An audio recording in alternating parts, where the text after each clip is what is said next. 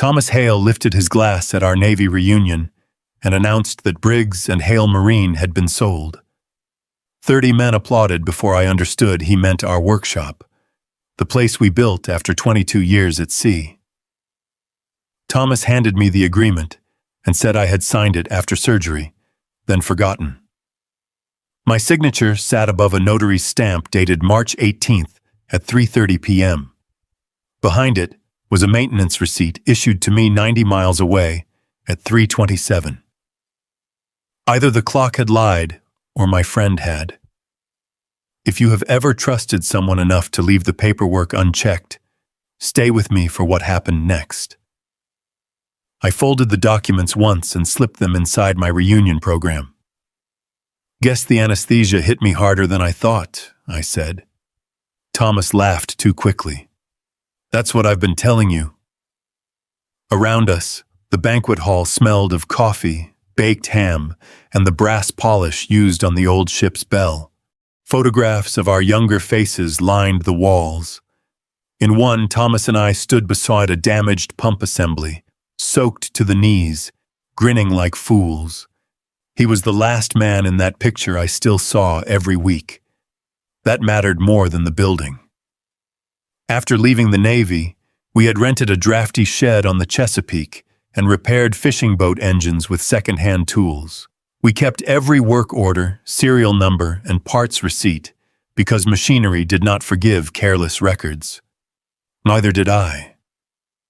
Yet after my surgery, I had let Thomas handle the office while I rebuilt strength in my right arm. Trust had seemed like the one account between us that never required balancing. He touched my elbow. Lawson's company will keep the mechanics through summer. You'll get your share after closing. Closing hasn't happened? Friday morning. Mostly formalities. That gave me 4 days. The buyer was Harbor Crest Development, a name I recognized from waterfront condominium signs north of town. The price listed for our workshop and dock frontage was low enough to insult us, but high enough to quiet a desperate man. I did not yet know which man was desperate. Across the room, Thomas's son, Evan, watched us from beside the bar. When I met his eyes, he looked away and reached for his phone. Thomas tightened his grip on my elbow, as though steadying me for the benefit of anyone watching. You should let me finish this, he said softly. You've earned some peace. Maybe he meant it. Maybe the sale was a misunderstanding wrapped in bad paperwork. But Navy machinery taught me to respect the first impossible reading on a gauge. You did not smash the instrument or accuse the engineer. You checked the line, traced the pressure, and found what someone hoped you would overlook. I smiled, thanked Thomas for protecting me, and asked him to bring every closing document Friday. Then I took the receipt home, because 3 missing minutes had just become the only honest thing in the room. The morning after the reunion, I unlocked Briggs and Hale Marine before sunrise, just as I had done thousands of times over the past 3 decades. The familiar smell of diesel fuel, machine oil, and salt water greeted me long before the lights flickered across the workshop floor.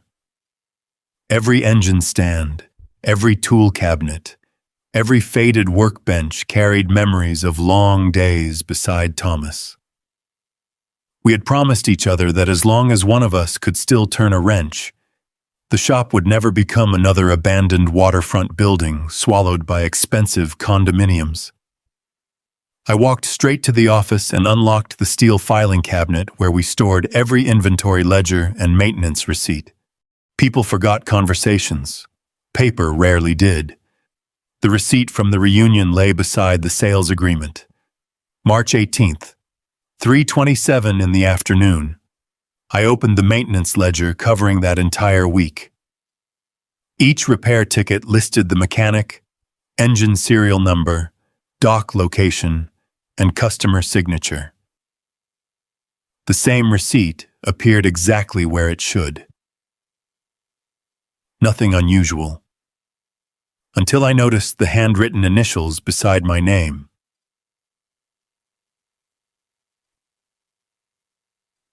always signed repair receipts with my full last name. Always. Thomas knew that. Every employee knew that. The initials looked convincing enough to fool a stranger. Not someone who had spent 30 years writing the same signature dozens of times every week. I photocopied the page before returning the original to its place. Then I opened our digital inventory system.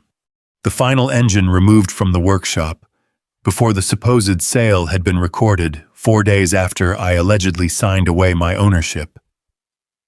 That shouldn't have happened. According to the agreement, Harbor Crest Development had already assumed responsibility for the property. Why would we still be moving customer equipment through our normal records? Either the sale had not actually been completed, or someone expected me never to compare the dates. Around mid-morning, Thomas arrived carrying coffee and 2 breakfast sandwiches. "You beat me here again," he said with an easy smile. Old habits. He placed the coffee beside my desk. "I spoke with Lawson this morning. He appreciates how cooperative you've been." Interesting. Not how understanding. Not how patient. Cooperative. A word that belonged in negotiations, not friendships. I thanked him and asked a simple question. "When did we stop renewing the workshop insurance?" His smile faded for only an instant. "I think Lawson's people handled that. I'd like to look at the policy before Friday." "No need to worry about it." "No," I agreed quietly. "I just like closing loose ends." Thomas nodded, too quickly. Then he changed the subject and began talking about an old Navy reunion scheduled for next summer. He had done exactly what sailors often did when steering around dangerous water. He changed course without admitting the obstacle existed. After he left, I called our longtime insurance agent, Linda Foster. She recognized my voice immediately. "Walter, I was expecting your call." Those 7 words settled heavily in my chest. "Why would you expect it?" There was a pause. I assumed Thomas had already explained everything. Apparently not. She hesitated before continuing. "The commercial policy wasn't transferred to Harbor Crest." "It wasn't?" "No. It was canceled." "Canceled?" "Effective the day before your supposed signature on the sales agreement." The room suddenly felt much quieter than any machine shop should. One impossible receipt had become 2 impossible dates. Someone had started dismantling the workshop before I had supposedly agreed to sell it. And for the first time since this began, I stopped wondering whether Thomas had made a mistake. Instead, I started wondering who had convinced my oldest friend that lying was the only way out. I thanked Linda for the information without asking another question. People often reveal more when they believe you already know enough. The moment I hung up, I locked the insurance notes inside my desk, made a fresh pot of coffee, and reopened the workshop as though nothing had changed. If Thomas had helped create this mess, I wanted him believing I still trusted him. The strategy felt ugly. It also felt necessary. By mid-morning, he walked through the service bay carrying a clipboard. "You've been quiet," he said. "I've been thinking." "About the sale?" I shrugged. "Mostly about retirement." Relief crossed his face so quickly, he probably never realized I saw it. "That's good," he replied. "You've carried this place long enough." For the next 2 hours, we rebuilt a diesel injector pump together exactly as we had hundreds of times before. Muscle memory has a strange way of protecting conversation. We measured tolerances, replaced worn seals, checked fuel pressure, and hardly spoke. If anyone had walked into the workshop, they would have seen two old Navy mechanics finishing another ordinary repair. Only I knew every silence had become evidence. Just before lunch, I casually asked, "When did Harbor Crest inspect the property?" Thomas tightened one fitting before answering. "Couple of weeks ago." "Before or after I signed?" "I don't remember exactly." That hesitation lasted less than a second. It lasted long enough. After he left for a supplier meeting, I called the one person whose career had revolved around reading insurance files and property claims. Samuel Pierce answered with the dry humor that had survived 30 years in the Coast Guard. "Walter Briggs only calls when paperwork starts behaving badly. I wish you were wrong." An hour later, Samuel arrived carrying nothing but a legal pad and an old leather briefcase. He listened without interrupting while I explained the impossible receipt, the canceled insurance policy, and Thomas's changing timeline. When I finished, he asked only one question. "Do you believe Thomas wants to steal from you?" The answer surprised me. "No." "Do you believe he's hiding something?" "Absolutely." Samuel nodded. "Then stop chasing motive." I frowned. What should I chase? Sequence. He spread every document across the workbench. The receipt, the insurance cancellation, the sales agreement. He rearranged them by date instead of category. "Fraud usually leaves emotional confusion," he said quietly. "Paper leaves chronology." His finger stopped on the insurance notice. "This cancellation was processed on March 17th. The agreement says March 18th. And according to the maintenance receipt, you were repairing a customer's engine on the afternoon of March 18th. So?" Samuel smiled slightly. "If someone truly believed the property had already been sold, why would they cancel insurance before ownership legally changed?" I stared at the documents. The question hadn't even occurred to me. The insurance company accepted cancellation before any verified transfer of ownership existed. Someone expected the sale to happen. Not because it already had. Because it needed to. That changed everything. We drove together to Harbor Point Marina, where the repaired engine from my receipt had been installed. The dockmaster remembered the repair immediately. "You were here most of the afternoon," he said. "Any chance you remember who else came by?" He thought for a moment. "There was a man in a gray suit asking about your workshop." "Did he introduce himself?" "No." "But he kept asking whether you planned to retire soon." Samuel and I exchanged a quiet look. That question had nothing to do with engine repairs. It had everything to do with timing. Before leaving, the dockmaster handed me a copy of the marina's visitor log. One name was neatly written beside the gray-suited visitor. Richard Lawson. 3 days before anyone claimed I had agreed to sell my workshop. The investigation had just shifted. I was no longer trying to discover whether the sale had been fabricated. I needed to learn why the buyer had started preparing before my supposed decision even existed. The visitor log changed the investigation because it proved Richard Lawson had not stumbled across our workshop after Thomas decided to sell. He had been asking questions before any legitimate agreement supposedly existed.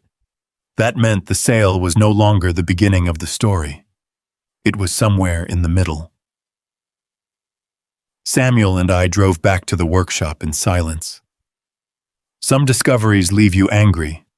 Others leave you reorganizing everything you thought you understood. This one did both.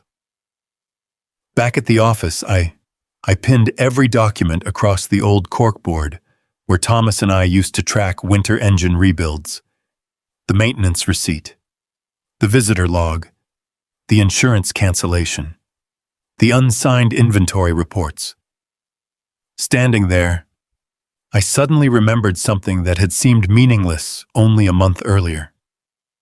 Thomas had asked for copies of our original partnership agreement. He claimed Harbor Crest wanted to verify ownership percentages before discussing an offer. At the time, I handed him the file without another thought. Now I wondered whether the offer had already been waiting. Samuel noticed me staring at the corkboard. What changed? I think I answered the wrong question. What question? I've been asking when Thomas decided to sell. And? I should have been asking who approached him first. Samuel nodded slowly. That's a much more expensive question.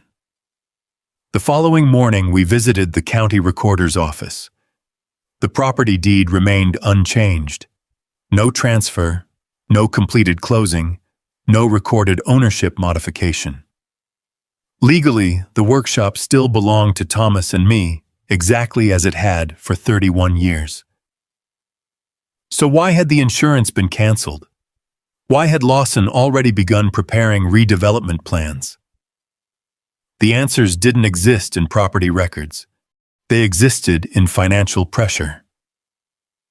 Samuel searched commercial filings while I reviewed Harbor Crest's recent purchases along the waterfront. One address appeared again and again.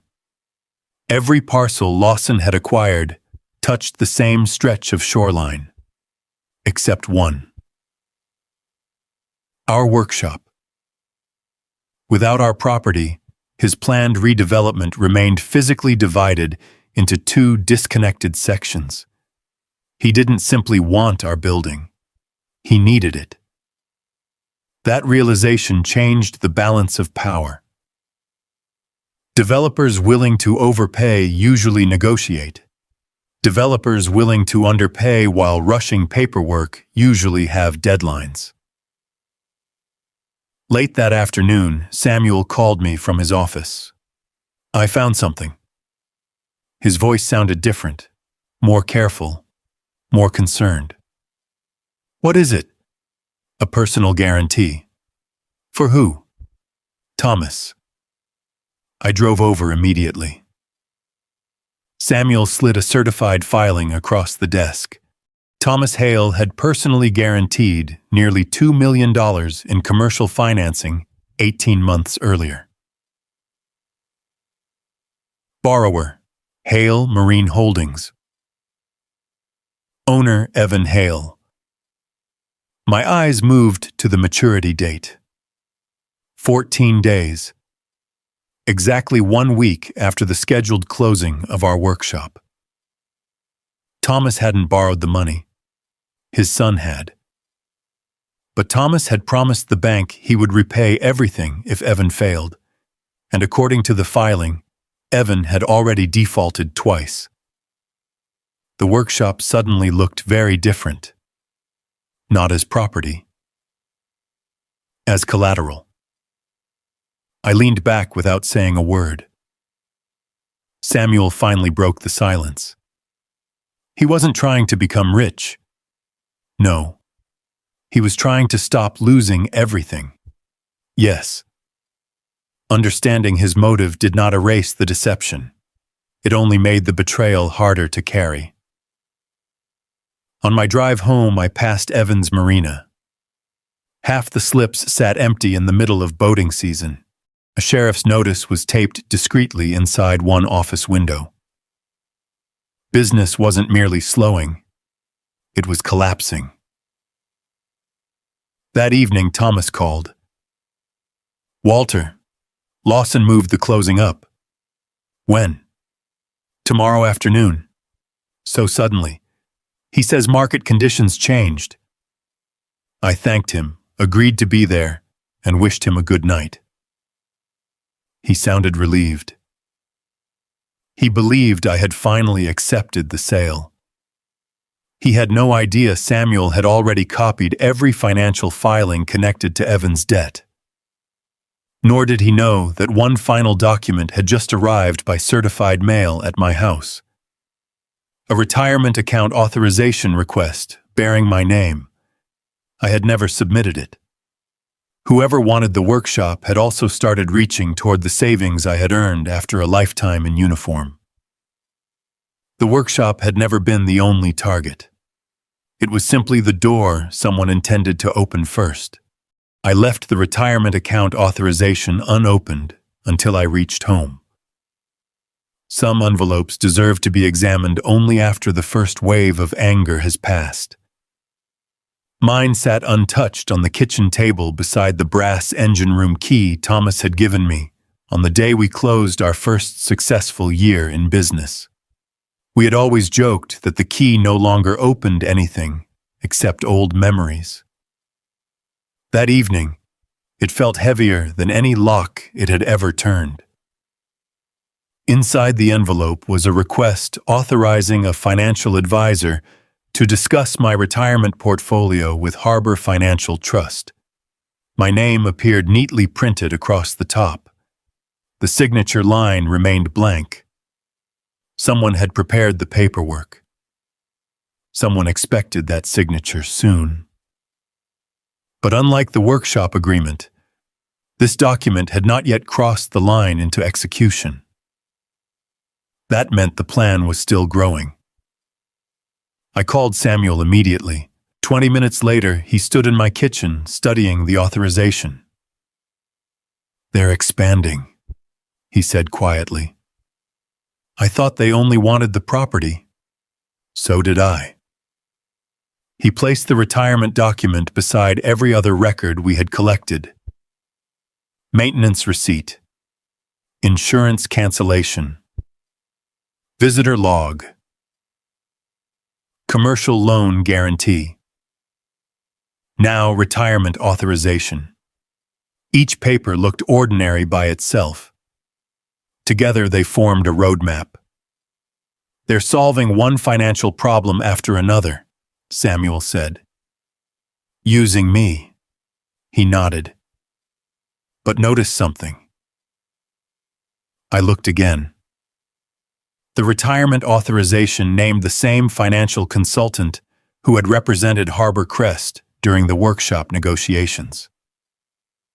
Richard Lawson wasn't simply buying property. He had assembled one professional team to manage every piece of the transaction. The realization brought no satisfaction, only disappointment.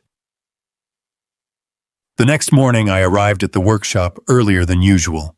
Thomas was already there.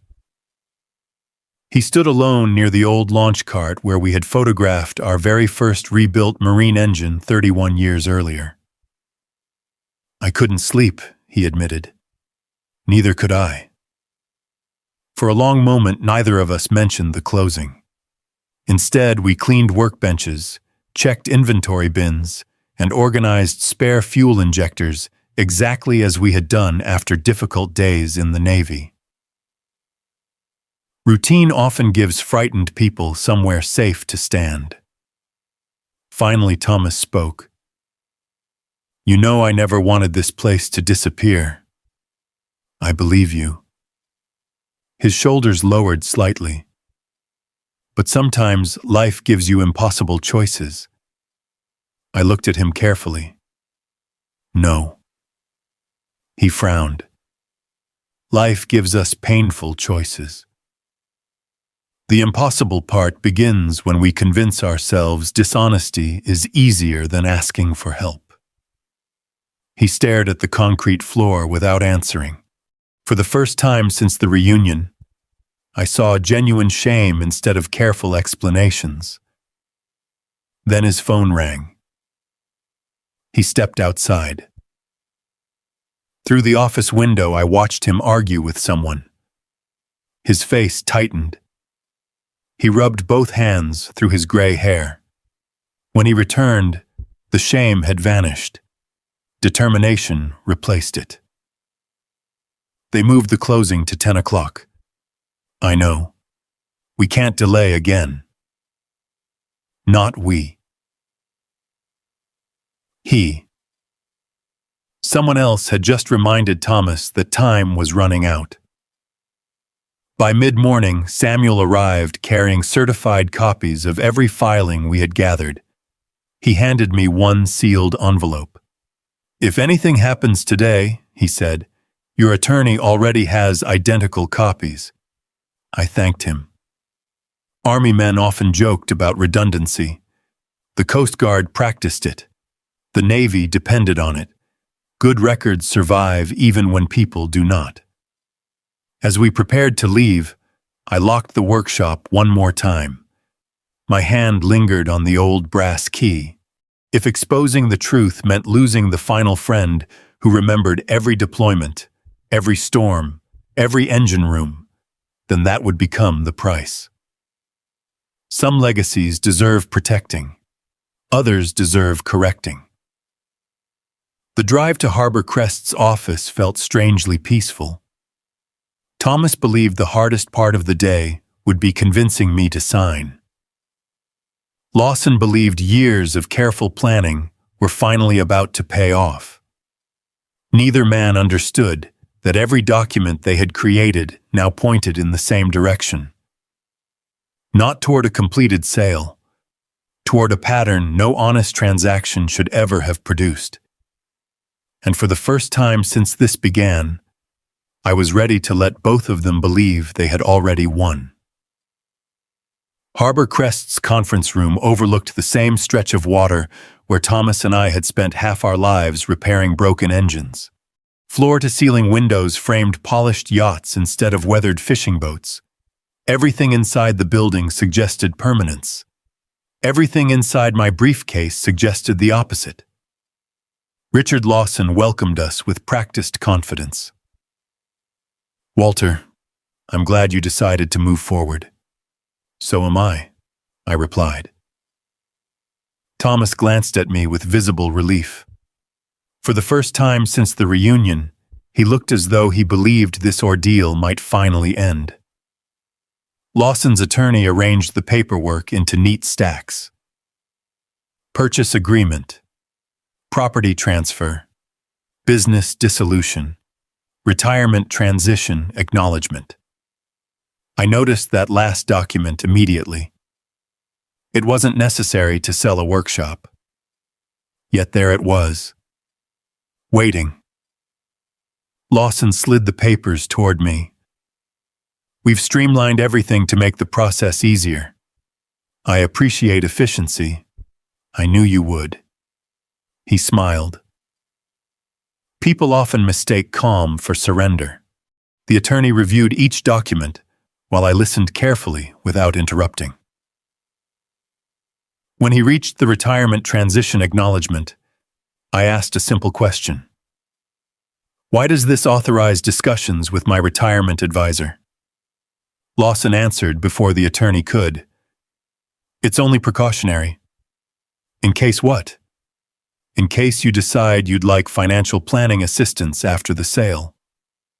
Reasonable, polished, almost convincing. I nodded. That makes sense. Thomas finally relaxed enough to lean back in his chair. Exactly what I wanted. The attorney pointed toward the signature line. "If everything appears satisfactory, we can complete the closing." I uncapped my pen. No one spoke. Then I placed the pen beside the agreement instead of touching the paper. "I'd like one clarification first." "Certainly." I removed the maintenance receipt. This repair was completed at 3:27 on March 18th. Next came the insurance cancellation. The commercial policy ended on March 17th. Then the marina visitor log.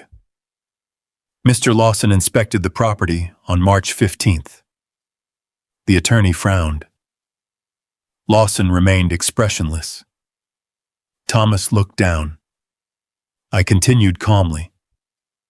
If the property had not yet been sold, why was insurance canceled first? No answer.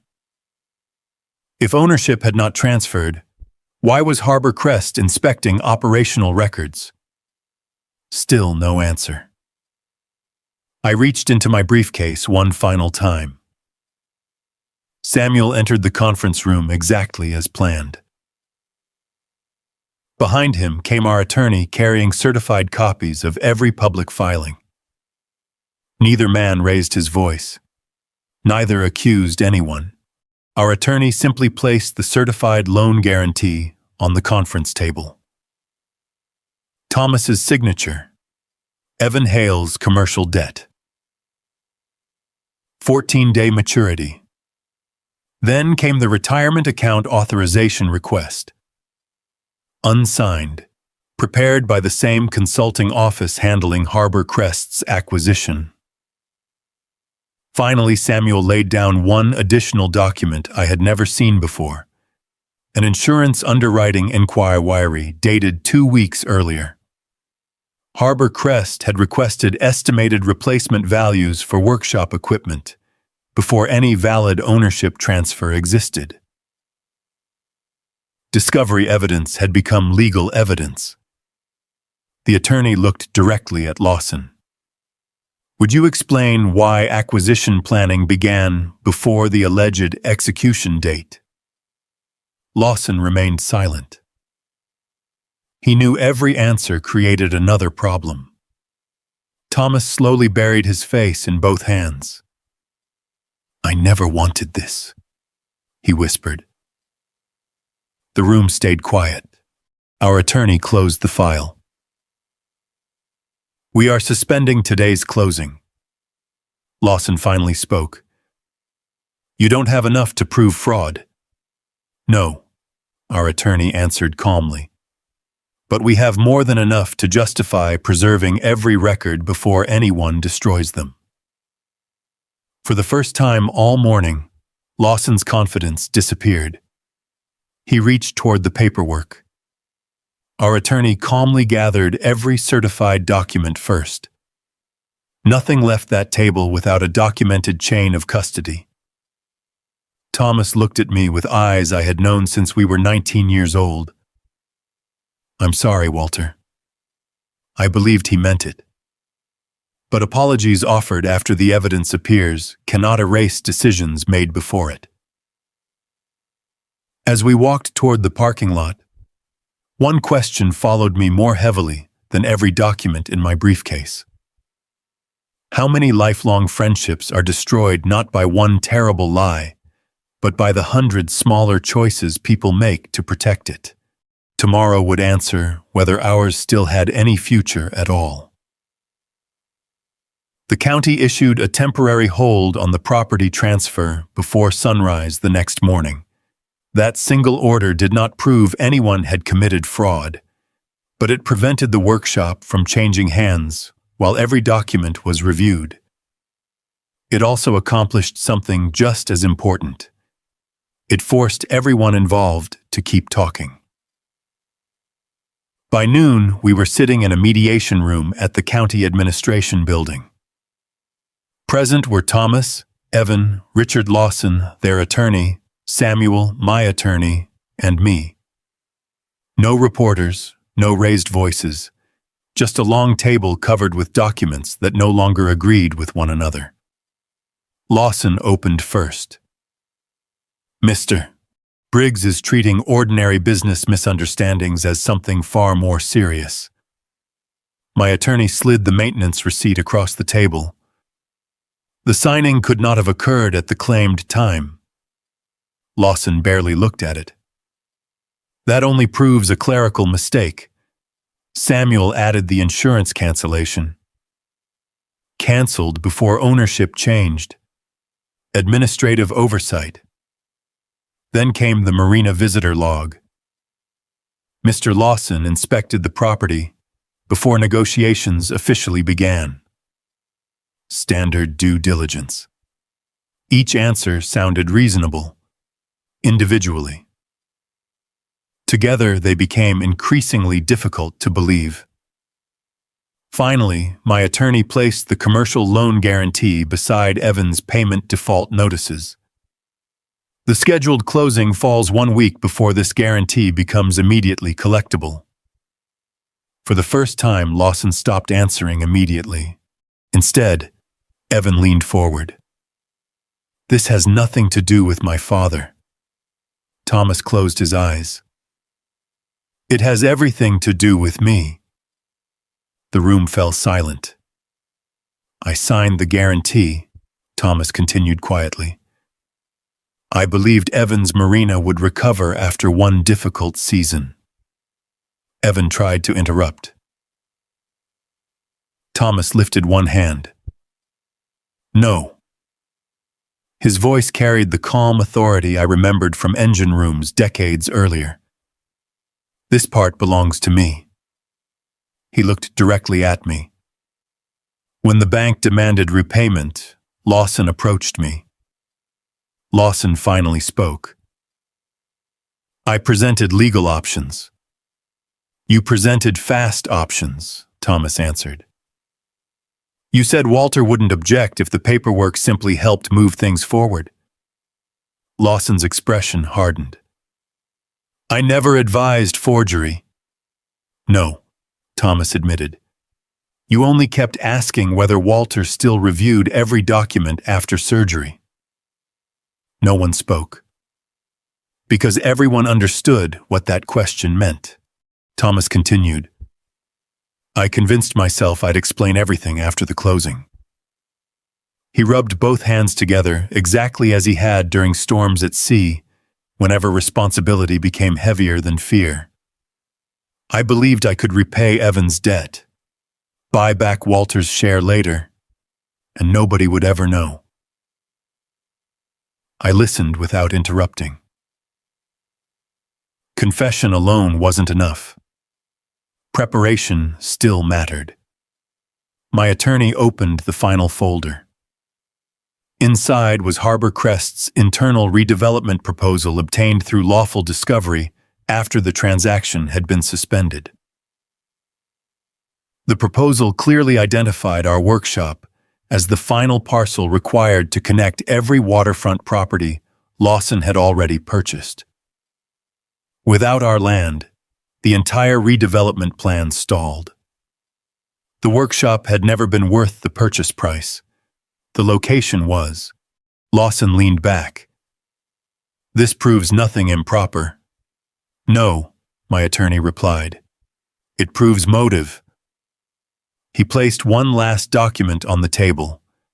The retirement account authorization request prepared by Lawson's financial consultant before any legitimate closing had occurred. Unsigned. Waiting. The dates aligned perfectly with every earlier document. Maintenance receipt. Insurance cancellation. Visitor log. Loan guarantee. Retirement authorization.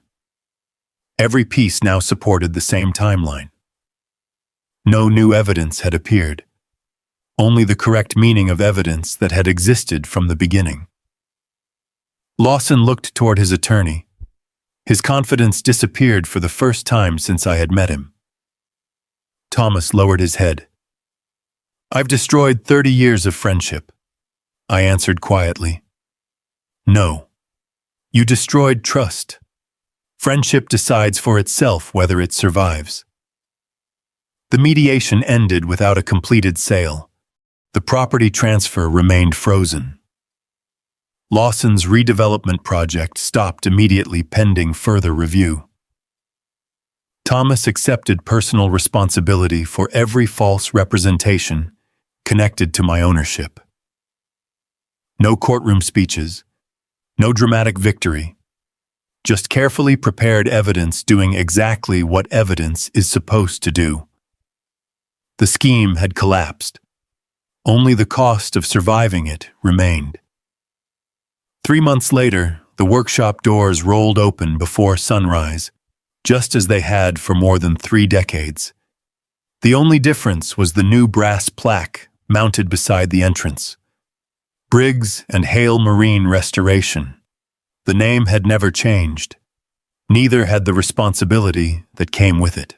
After the mediation, Harbor Crest withdrew from the purchase, while county investigators reviewed every document connected to the proposed transaction. Lawson's redevelopment plans stalled when the waterfront parcel at the center of his project never transferred ownership. The forged paperwork, the premature insurance cancellation, and the coordinated financial documents remained preserved as part of the official record. They no longer belonged to competing stories. They belonged to one documented timeline. Thomas accepted full responsibility for the false representations made in my name. He also did something much harder. He met with the bank himself. Instead of asking me to rescue him, he sold his own waterfront cabin, refinanced the remaining guaranteed debt, and worked with Evan to restructure the marina under independent financial supervision. It wasn't easy. It wasn't painless. But for the first time since this nightmare began, every solution rested on truth instead of secrecy. One Saturday morning, Thomas arrived at the workshop carrying the old brass engine room key I had left on the conference table after the mediation. "I think this belongs to both of us," he said. I looked at the key for a long moment before taking it. "You know," I said quietly, "I almost threw it away." "I know. I couldn't. Neither could I." We stood together in silence, listening to the familiar sounds of impact wrenches and diesel engines echo through the service bays. Finally, Thomas spoke. "I kept telling myself I was protecting my son." "You were." He looked surprised. "But you stopped protecting everyone else." He nodded slowly. "I understand that now." Forgiveness did not arrive that morning. Trust certainly did not. Those things return the same way old marine engines do. One carefully repaired part at a time. Over the following weeks, Thomas earned back small pieces of confidence by doing ordinary things honestly. Every invoice was reviewed by both of us. Every financial decision required 2 signatures. Every insurance renewal, inventory report, and maintenance record was documented exactly the way we had always promised each other years before. Not because we expected betrayal again, because good friendships deserve the same careful maintenance as good machinery. One afternoon, Evan walked into the workshop carrying a box of faded photographs he had found while cleaning the marina office. Inside were pictures from our Navy days, our first rented shed, and the grand opening of the workshop. None of those photographs showed perfect lives. They showed people choosing to build something together. That mattered more. If this story reminded you that loyalty should never require silence, and that the strongest friendships are built on honesty instead of hidden sacrifice, I hope you'll carry that lesson into your own relationships. May your work honor your character, your friendships always welcome the truth, and your greatest legacy be the trust you protect every single day. God bless you.